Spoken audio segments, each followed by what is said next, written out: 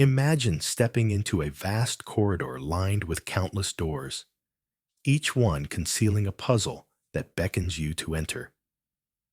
This corridor represents the landscape of profound mysteries and paradoxes we'll explore, all in a soft, soothing style designed to help you relax or drift off to sleep.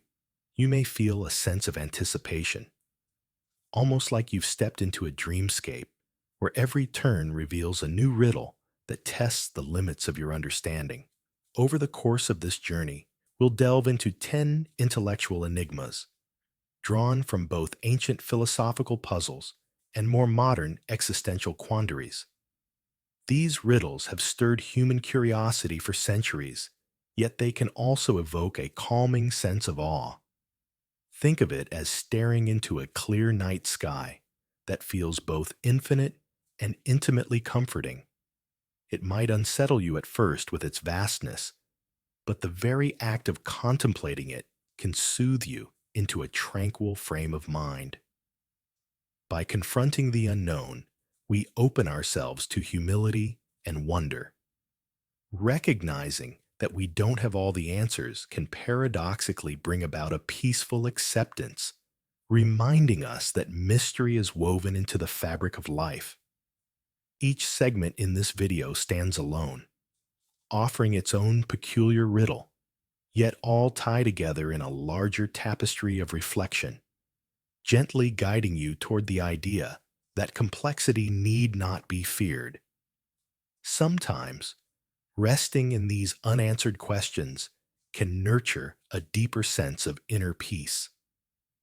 Let these explorations become a lullaby for your thoughts, an invitation to find solace in the limitless corridors of the human imagination. Picture a secluded bend in a fog-shrouded river, where a crocodile snatches someone you love and stares you down with cold, ancient eyes. It declares that your child will be freed only if you can predict exactly what it will do next. Yet no prediction will yield certainty, for each guess unravels beneath the weight of impossibility. This unsettling scenario is the crocodile paradox, a logical trap where the crocodile's promise dooms you to perpetual doubt. No matter how you answer, whether you predict rescue or loss, your words seal no guarantees. If you guess the crocodile intends to return your child, the very condition for making that guess robs you of any surety, and vice versa. In essence, the promise itself is rigged, an agreement so constrained by twisted logic that fulfilling it in good faith seems unattainable. Everyday life, while not usually so dire, can echo this paradox in subtler ways. Perhaps you've seen a contract or offer that appears generous, yet upon closer inspection, the conditions make it nearly impossible to redeem or satisfy. Power imbalances often create rules we can't rationally navigate, like a puzzle with pieces that don't quite fit. The crocodile's chilling bargain captures that reality with stark brutality, revealing how truth can be fragile when bound by contradictory stipulations. We can't help but sense the deep unfairness woven through such a puzzle. We crave a solid answer, but find only illusions of choice. By lingering in this murky territory, we glimpse how logic can be warped by those holding leverage, forcing us to realize that sincerity and promises sometimes shatter under contradictory rules. Even if few of us will face a genuine crocodile, we might still encounter deals that mirror its impossible vow. Imagine a ship sailing the seas for many years, slowly replacing each worn plank with new wood until, plank by plank, no original piece remains. Is it still the same vessel that first left the harbor, or has it become something entirely different? This is the heart of the ship of Theseus paradox, a centuries-old riddle that challenges our notions of identity and continuity. To grasp the dilemma, think about your own everyday objects. A phone, for instance. If you replace the screen, the battery, the casing, and every tiny component over time, is it still the same phone you purchased? Philosophers have wrestled with this question for ages, wondering whether essence lies in the arrangement of parts, in the function of the object, or in something else entirely. At what point, if any, does a subtle shift become a total transformation? Taken a step further, the paradox can provoke an even more intimate reflection. We too are constantly renewing ourselves as old cells die and new ones form. Do we remain who we were years ago, despite our body's ongoing metamorphosis? Perhaps identity rests not in fixed material, but in a continuity of memory, or in the roles and relationships we carry forward. By pondering the ship of Theseus, we gently ease into a profound realization.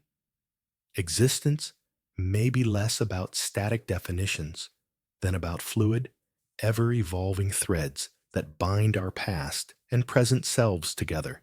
Picture yourself lying awake late at night, scrolling through social media. Photo after photo shows friends and acquaintances laughing in groups, celebrating milestones, or simply basking in seemingly endless companionship. You can't help but wonder, why does everyone else seem more popular?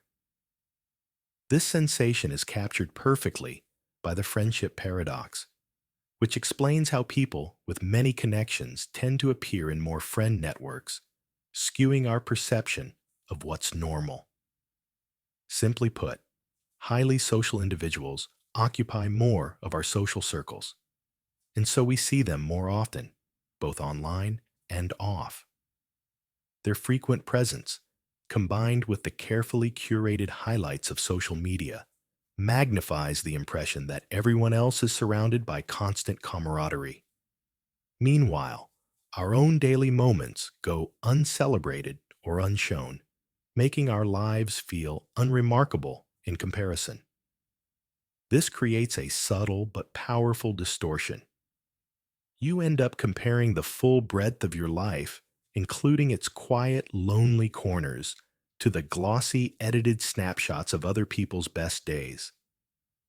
The gap between their apparent popularity and your private doubts can spark envy or despair, yet it's largely an illusion, born from statistical quirks and selective sharing.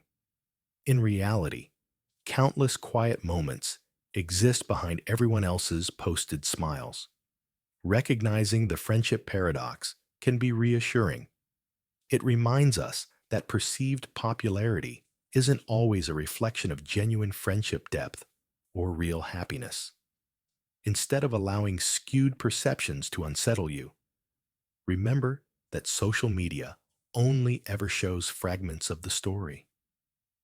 A gentler view, that none of us can see the complete tapestry of another's life, can help lift the burden of comparing your every emotion to someone else's highlight reel.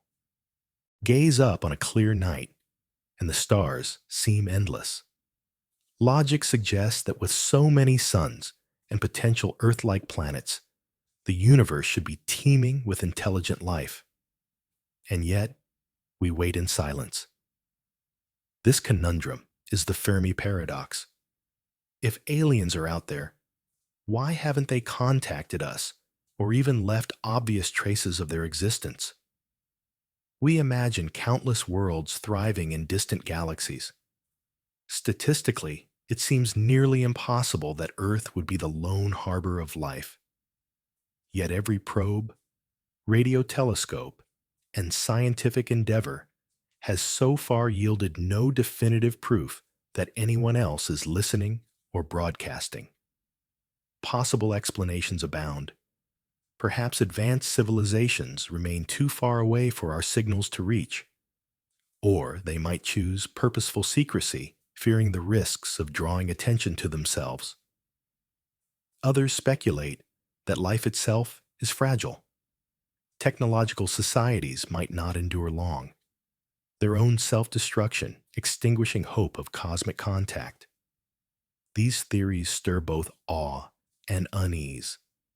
Could we be uniquely privileged, existing in a precious but isolated oasis? Or are we simply not looking in the right way, at the right time, with the right tools? Each possibility carries a reminder of our fragility, nudging us toward greater humility before the vast unknown. And still, the cosmos remains silent. Yet there's comfort in its grand hush.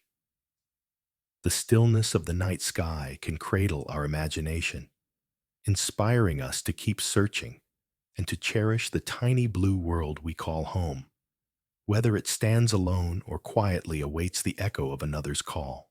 Picture yourself entering a lively ice cream parlor where rows of gleaming tubs present every flavor you could possibly imagine.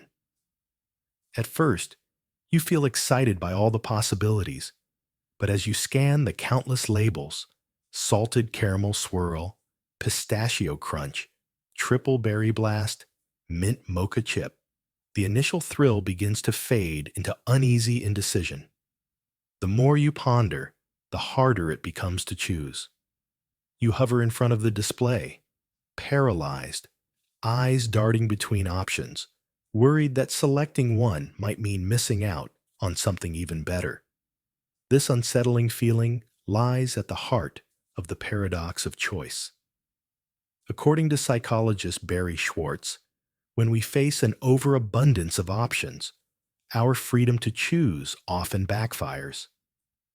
Instead of delight, we experience stress, second-guessing, and eventual dissatisfaction, even if the outcome is objectively positive.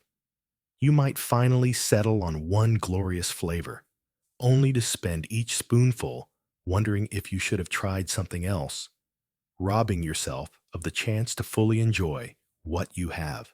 In modern life, the problem goes well beyond dessert counters. Endless streaming services, sprawling product lines, and an infinite barrage of social media content overwhelm us, creating fractures in our sense of calm. By recognizing this dynamic, we can choose to limit or refine our options, focusing on what truly speaks to us, rather than drowning in a buffet of barely distinguishable possibilities. In doing so, we not only simplify our lives, but also reclaim our capacity to savor the choices we do make, finding deeper contentment in a world that urges us to want it all. A condemned prisoner is informed by the judge that he will be hanged at noon on one weekday in the upcoming week, yet it will come as a complete surprise. Determined to avoid panic, the prisoner tries to outsmart the system. He reasons that if he makes it to Thursday evening still alive, then Friday cannot be the surprise day.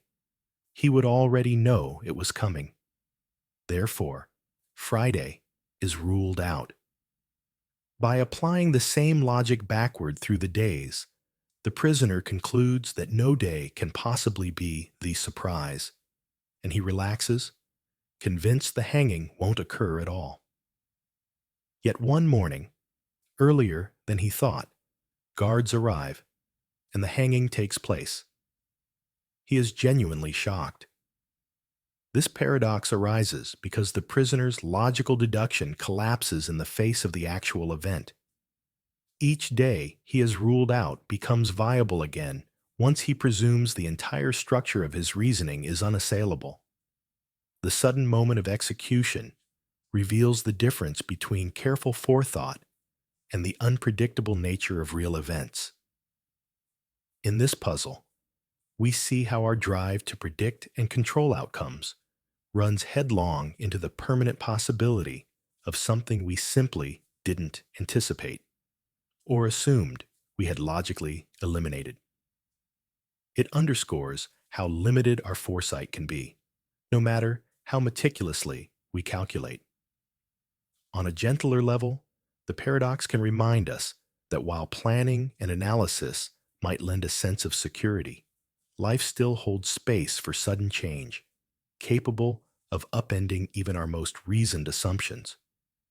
Sometimes, embracing the unknown, accepting that not all situations can be perfectly predicted, fosters a surprising sense of freedom, allowing us to relax into the natural rhythm of events rather than fighting the inevitability of the unexpected. Imagine reading a single sentence that says, "This sentence is false."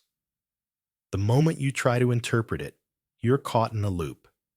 If it's true, then it must be false.